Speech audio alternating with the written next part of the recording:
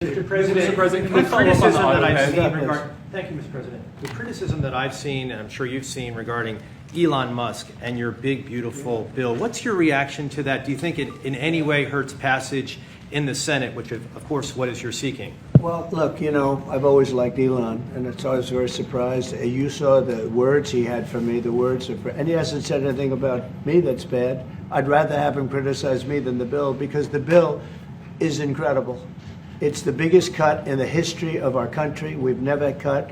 It's about 1.6 trillion in cuts. All of the things that we're doing, nobody's ever seen anything like it. And, you know, Elon's upset because we took the EV mandate, and, you know, which was a lot of money for electric vehicles. And, you know, they're having a hard time, the electric vehicles. And they want us to pay billions of dollars in subsidy.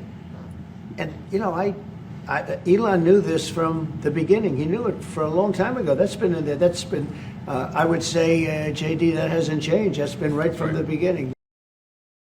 He wanted, and rightfully, you know, he recommended somebody from that he, I guess, knew very well. I'm sure he respected him, but to run NASA, and I didn't think it was appropriate. And he happened to be a Democrat, like totally Democrat. And I say, you know, look, we won. We get certain privileges, and one of the privileges, we don't have to appoint a Democrat. Look, Elon and I had a great relationship. I don't know if we're well anymore. I was surprised because you were here. Everybody in this room practically was here as we had a wonderful send-off. He said wonderful things about me. You couldn't have nicer. Said the best things. He's worn the hat. Trump was right about everything. And I am right about the great, big, beautiful bill. We call it a great, big, beautiful bill because that's what it is. But I'm very disappointed because Elon knew the inner workings of this bill better than almost anybody sitting here, better than you people. He knew everything about it. He had no problem with it. All of a sudden he had a problem, and he only developed the problem when he found out that we're going to have to cut the EV mandate, because that's billions and billions of dollars, and it really is unfair. We want to have cars of all types. Electric, we want to have electric, but we want to have a gasoline, combustion. We want to have different. We want to have hybrids. We want to have all. We want to be able to sell everything.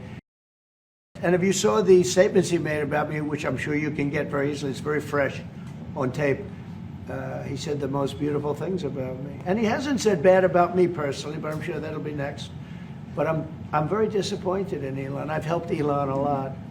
Mr. President, I just want to clarify, did he raise any of these concerns with you privately before he raised them publicly? And this is the guy you put in charge of cutting spending.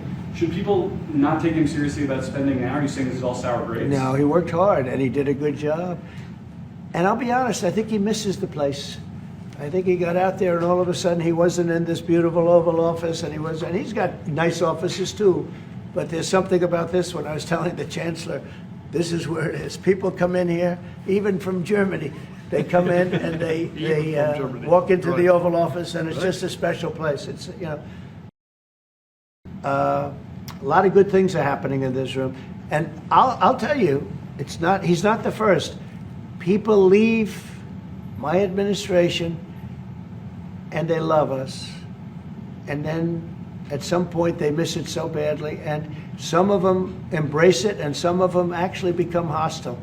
I don't know what it is. It's sort of Trump Derangement Syndrome, I guess they call it, but we have it with others too. They leave and they wake up in the morning and the glamour's gone, the whole world is different, and they become hostile. I don't know what it is. Someday you'll write a book about it and you'll let us know. Yeah. Mr. President, speaking